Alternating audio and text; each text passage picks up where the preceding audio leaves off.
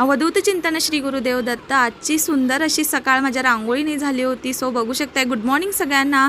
So आज भरपूर कामं होती कारण की घरामध्ये कोणच नव्हतं, आम्ही चौघच होतं घरामध्ये, मी, शंभू, परी आणि मी। सो घरामध्ये भैया, आमची आई वगैरे ट्रिपला गेले होते 2 दिवसासाठी आणि बाबासुद्धा आमचे लग्नाला गेले होते, त्यामुळे कामं पूर्णतः आमच्या दोघांच्यावरच होती। सो हे बघा, गोट्यातील सर्व कामं करून घेत होते। गोट्यामध्ये सकाळी उठल्या उठल्या ते गोटा साफ करणे, लोटून काढणे, शेण वगैरे टाकून येणे। सो ह्यांनी मला मड काढून दिलं होतं कापून ठेव म्हणून म्हशीला घालण्यासाठी।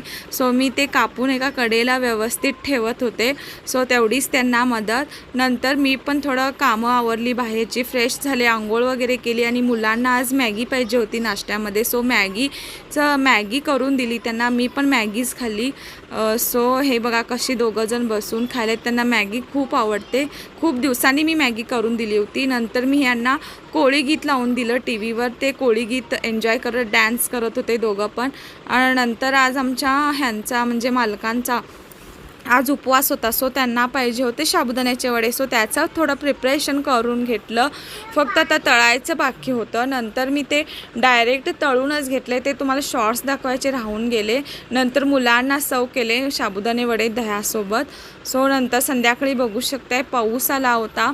एवढं काही क्लायमेट झालं नव्हतं, म्हणजे होतं थोडंफार क्लायमेट पावसाचं, पण अचानक येईल असं वाटलं नाही। 6च्या दरम्यान, 5:45-6च्या दरम्यान पाऊस आला।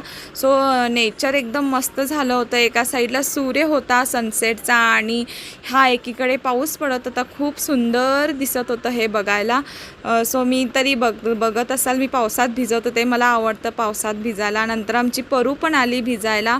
सो असा होता आजचा दिवस। त्यानंतर आम्ही गेलो मार्केटमध्ये गेल्यावर माझं वॉचचा बेल्ट तुटला होता। ॲक्च्युली माझं हे फास्टॅगचं वॉच आहे, ह्याचा बेल्ट कुठेच मिळत नाही आहे। बेळगावमध्ये पण मला ह्याचं बेल्ट मिळालं नाही। ॲक्च्युली मी ते टायटनचं बसवलं होतं, ते पण तुटलं आता 2-3 वर्षांनी।